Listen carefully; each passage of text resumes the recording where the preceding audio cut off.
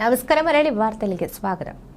വെഞ്ഞാറമൂട് കൂട്ടക്കൊലപാതകങ്ങളിൽ ലത്തീഫിനെയും ഭാര്യയും കൊലപ്പെടുത്തിയ കേസിൽ വെഞ്ഞാറമൂട് പോലീസ് രജിസ്റ്റർ ചെയ്ത കേസിലെ കസ്റ്റഡി അപേക്ഷ കോടതി സ്വീകരിച്ചു. പ്രതി അഫാനെ നാളെ കസ്റ്റഡിയിൽ വിട്ടേക്കും. തുടർന്ന് ഇതിലെ തെളിവെടുപ്പും ഉണ്ടാകും. ഇതിനിടയിൽ കഴിഞ്ഞ ദിവസങ്ങളിൽ നടത്തിയ തെളിവെടുപ്പിൽ പ്രതി നടത്തിയ ചില വെളിപ്പെടുത്തൽ കേസിലെ ചില ചോദ്യങ്ങൾക്ക് വ്യക്തത വരുത്തിയിരിക്കുകയാണ്. കടബാധ്യതയാണ് കാര്യമെങ്കിലും എന്തുകൊണ്ട് ഫർസാന ഇരയായെന്ന ചോദ്യത്തിനാണ് അഫാൻ മറുപടി നൽകിയിരിക്കുന്നത്. ഫർസാനയുടെ വൈരാഗ്യമുണ്ടായിരുന്നതായി തെളിവെടുപ്പിനിടെ അഫാൻ പോലീസിനോട് സമ്മതിക്കുകയായിരുന്നു. പണയം വയ്ക്കാൻ നൽകിയ മാല തിരികെ ചോദിച്ചതായിരുന്നു വൈരാഗ്യ കാരണം. മാല വീട്ടിൽ അറിയാതെയായിരുന്നു ഫർസാന അഫാന് നൽകിയത്. മാല അഫാന് നൽകിയ ശേഷം അവധി ദിവസങ്ങളിൽ പോലും ഫർസാന ബസ് സ്റ്റാൻഡിലും മറ്റു സ്ഥലങ്ങളിൽ പോയി ഇരിക്കേണ്ടി വന്നു. മാതാവ് മാല കഴുത്തിലില്ലാത്തത് ചോദ്യം ചെയ്യുമെന്ന് പേടിച്ചിട്ടായിരുന്നു അങ്ങനെ ചെയ്തത്. എന്നാൽ മാല എടുത്തു നൽകാൻ കാലതാമസം നേരിട്ടതോടെ ഫർസാനയുടെ ഉമ്മ മാല കഴുത്തിൽ കാണാത്തതിനെ കുറിച്ച് ചോദിച്ചു. ഉമ്മ വിവരം അറിഞ്ഞതോടെ മാല വേഗം എടുത്തു തരണമെന്നാവശ്യപ്പെട്ട് അഫാനുമേൽ ഫർസാന കൂടുതൽ സമ്മർദ്ദം ചെലുത്തി. ഇതോടെ ഫർസാനയോട് വൈരാഗ്യം കൂടിയെന്നാണ് അഫാന്റെ മൊഴി. സമ്മർദ്ദം കൂടിയതോടെ പിതാവ് റഹീമിന്റെ പേരിലുള്ള കാർ പണയപ്പെടുത്തി അഫാൻ മാല തിരിച്ചു നൽകി.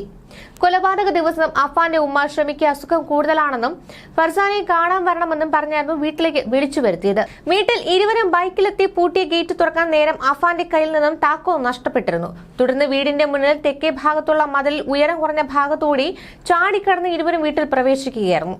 ശേഷം മുകളിലത്തെ നിലയിലെ മുറിയിൽ ഫർസാനയിരുന്നു. ഈ സമയം അഫാന്റെ സഹോദരൻ വീടിന് പുറകിലത്തെ വഴിയിലൂടെ അകത്തു വന്നു.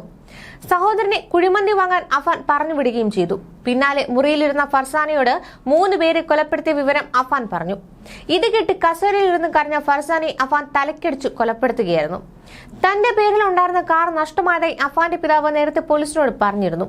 നെടുമങ്ങാട് രജിസ്ട്രേഷനുള്ള കാറാണ് നഷ്ടപ്പെട്ടതെന്നും അബ്ദുറഹീം അന്വേഷണ സംഘത്തോട് വ്യക്തമാക്കുകയായിരുന്നു. അന്നും അഫാൻ കാർ പണയം വയ്ക്കാനുള്ള സാധ്യതയെക്കുറിച്ച് സംശയമുണ്ടായിരുന്നു.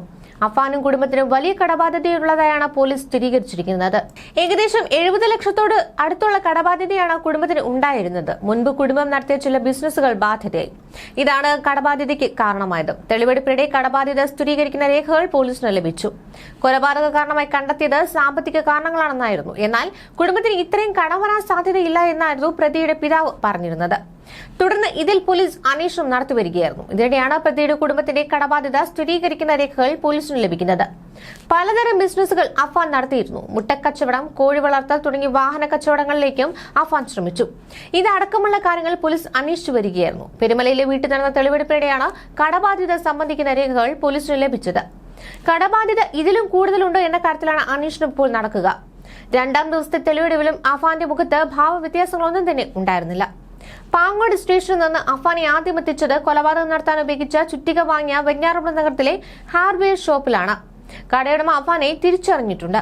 പിന്നാലെ കൊലപാതക ശേഷം പിതൃമാതാവ് സൽമാ ബിവിയുടെ മാല പണയം വെച്ച പണമിടപാട് സ്ഥാപനത്തിലും തെളിവെടുപ്പെത്തിച്ചു. അഫാൻ സ്ഥിരമായി ഈ സ്ഥാപനത്തിൽ സ്വർണം പണയം വെക്കാറുണ്ട് എന്നാണ് പോലീസ് സ്ഥിരീകരിച്ചത്. പിന്നാലെ പോലീസ് അഫാനെ പാങ്ങോട് സ്റ്റേഷനിൽ തിരികെ എത്തിക്കുകയായിരുന്നു. ന്യൂസ് ഡെസ്ക് മലയാളി വാർത്ത.